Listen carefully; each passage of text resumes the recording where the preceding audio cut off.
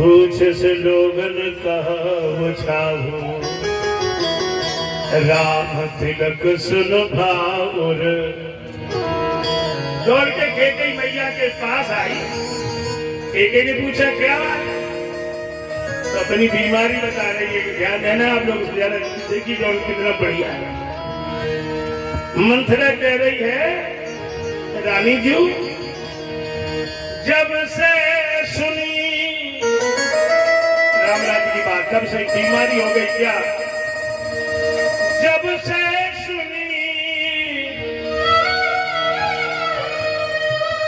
कुमति ये भामिनी, तब से हो भूख न बासर नींद में। दिन के भूख नहीं लगती, रात में नींद नहीं आती। मंथरा की बीमारी है। अब भरत जी की बीमारी आप समझो, ये मंथरा की बीमारी। अब भरत जी यदि धन है तो क्या कह रहे हैं? हाँ, एक ही दुख है क्या? राम तो बन चले गए, इसका दुख नहीं,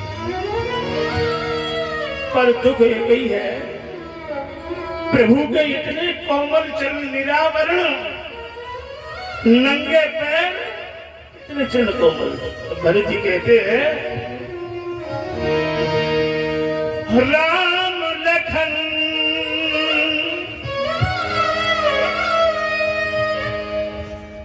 बिनु पद बनहि,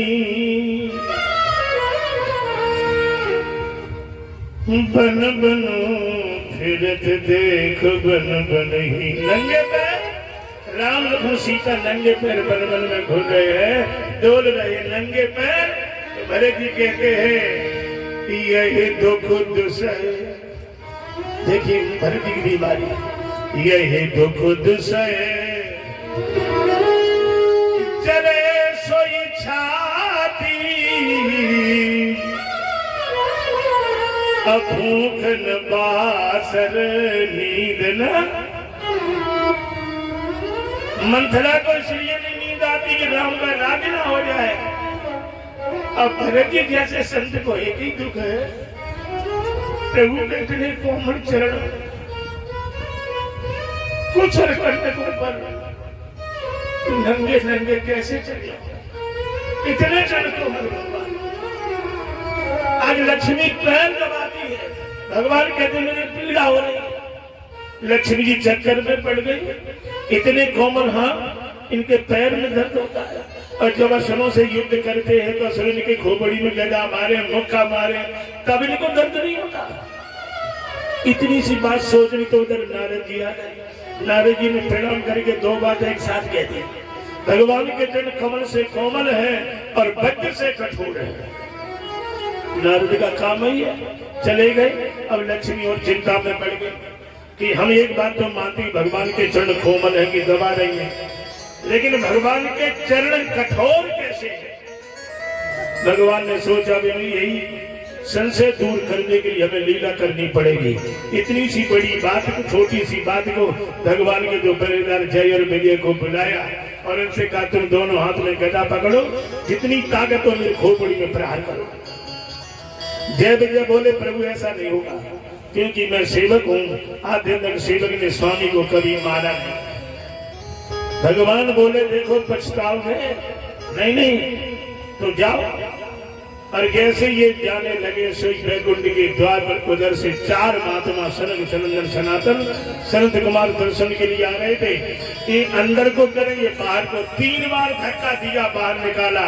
ब्राह्मण को क्रोध आ गया, कहा जय विजय, भगवान के निकट होकर के तुम भगवान को, ब्राह्मण का अपमान करते हो। जाओ, तुमने 3 बार वैकुंठ के द्वार से मुझे नीचे गिराया है।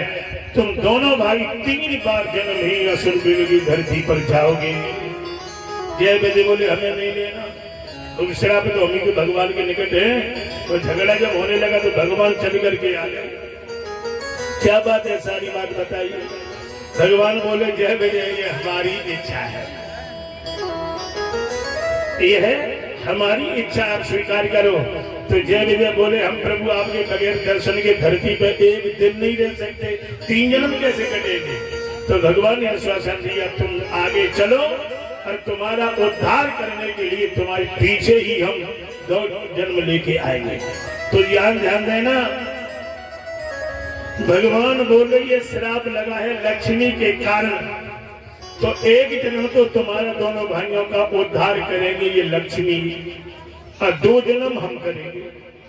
तो यही लक्ष्मी सीता बन करके लंका में रावण और कुंभकर्ण के उद्धार का कारण बना। इतनी सी बात के लिए गोस्वामी की 2 चौपाटियों में लिखते हैं कि द्वारपाल हरि के प्रिय दो जय विजय ज्ञान सब कुल।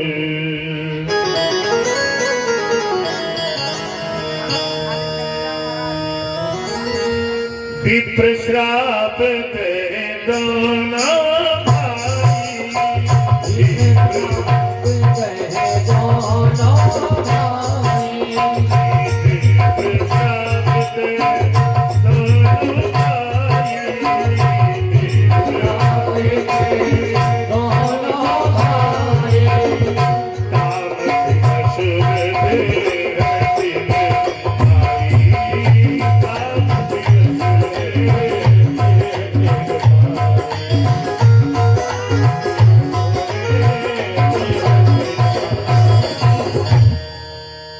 बस आकर के महाराज जी का नाम हिरण्याक्ष, का नाम हिरण्यकशिपु है।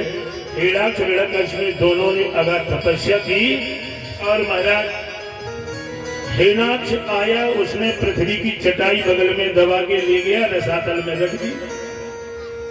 अब कुछ कथाएं तो फायरिंग करती है, कथा कुछ है और उसका भाव कुछ और है। जोर जोर से ना चिल्लाओ।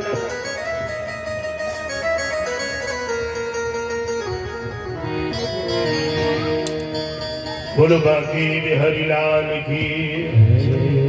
ध्यान देना, अगर हिरण्याक्ष ने पृथ्वी की चटाई बना ली, बगल में दबा ली, तो हम तुमसे पूछने के बाद पंख लगे किस आकाश में बने का पाए काट रखे पैर। पृथ्वी की चटाई नहीं बने, जैसे लोग कहते हैं कि रावण बाली की आंख में 6 महीना दबा रहा, तो एक मच्छरी दबा के दिखा दी। कांख का मतलब बगल में नहीं, कांख का मतलब होता है रावण बाली की यहाँ 6 महीने नजर कैद रहा है। प्रेमियों, हिरण्याक्ष का पाप जब बढ़ा तो भगवान ब्रह्मा जी बैठे थे, अचानक उनको छींक आ गई। जैसे छींक आई तो नाक के छेद से 12 शूकर का बालक जमीन पर गिर पड़ा। पहले तो छोटा ही था, थोड़ी देर में क्या देखा, पद्म खेन धरायाम तो सिर से जगाम बालिका, अपने पैर के नाखून से पृथ्वी को खोदता है और सिर आकाश को छूता है, हुंकार भरता, इतना बड़ा विशाल बन गया और रसातल में गया। जहां पृथ्वी की गंध थी उसे उखाड़ के भगवान डाल पर रख के जब चलने लगे तो हिरण्याक्ष गदा लेके पीछे दौड़ पड़ा और कहा, अरे मूर्ख, मेरी धरोहर को लेकर के चोर की तरह जा रहा है, पहले काम कर, हमसे युद्ध करो फिर ले जाना। लेकिन भगवान ने उसकी बात पर कोई ध्यान नहीं दिया, मुड़ के देखा ही नहीं, सीधे चली आई। क्यों चली आई? इसकी वजह है तुम्हारी पत्नी संग में हो गए और बस में कहीं जा रहे हो यात्रा करने, और तुमसे खूब झगड़ा करने को कोई टोले पर तुम झगड़ा नहीं करोगे। एक डर है, हम अगर झगड़ा कर बैठे तो इनको खाओगे जो संग में, तो शांति रखोगे। तो भगवान ने कहा अभी नहीं बोलेंगे, पहले पृथ्वी को ठिकाने पे लगा दो। पृथ्वी को स्थापित गंध किया, भगवान ने उसके एक मुष्टिक का प्रहार किया, प्राण लगते ही उसके प्राण पर फिर भगवान के चरणों में। हिरण्याक्ष का जब वध हो गया तो हिरण्यकशिपु ने सुना, आकर के अपनी माता के निकट देखा, माता रो रही, करुणा कर रही है। हिरण्यकशिपु ने कहा, मां क्यों रोती हो? क्यों? कि संसार का नियम है, जो आता है उसे एक दिन जाना ही पड़ेगा, पर तुम्हारा पुत्र मरा नहीं, वीर गति को प्राप्त हुआ है। बहुत उपदेश करता है और एक बड़ा सुंदर उदाहरण दिया हिरण्यकशिपु ने। जानते क्या? हिरण्यकशिपु बोला, मां, एक दिन एक कोई पहेलिया कंधे पर धनुष बाण और जाल लेकर के शिकार करने गया जंगल में एक झाड़ी की आड़ में दो पक्षी बैठे थे, नर्मदा कुलंग नाम के। हिरण्यकश्यप ने धनुष पर बाण, उस बहेलिया ने बाण चढ़ाया और उसमें जो मादा पक्षी थी उसे मार डाला। अब नर पक्षी बैठा वहीं रो रहा है। अब हम कहाँ जाएं? जब ये साथ में थी दाना चुगने के साथ जाए, घोंसला में एक साथ में, अब ये मर गई, अब हम कहाँ जाए? हिरण्यकश्यप कहता है, मां उसका पागलपन देखो, जो मर गई उसके लिए बैठा रो रहा है, पर उसे ये नहीं दिख रहा कि झाड़ी की याड़ में वह बहेलिया धनुष पर बाण चढ़ाई, हमारा भी निशाना लगा रहा, हमें भी मार देगा। यही हाल हमारा आप सबका है। जो हमारे नहीं थे, हमें छोड़ के चले गए दुनिया से, उनकी याद में तो दिन रात पागल की तरह रोते चिल्लाते हैं, लेकिन कभी ये ध्यान नहीं किया कि काल रूपी बहेलिया पर्दा की याड़ में हमारा भी निशाना लगा रहा है, एक दिन हमें भी मार देगा। तो अपने बचने का तो कोई उपाय नहीं से दिख रहा, और जो नहीं थी हमारे उनके लिए सोच रहा है। हिरण्यकश्यप कहता है,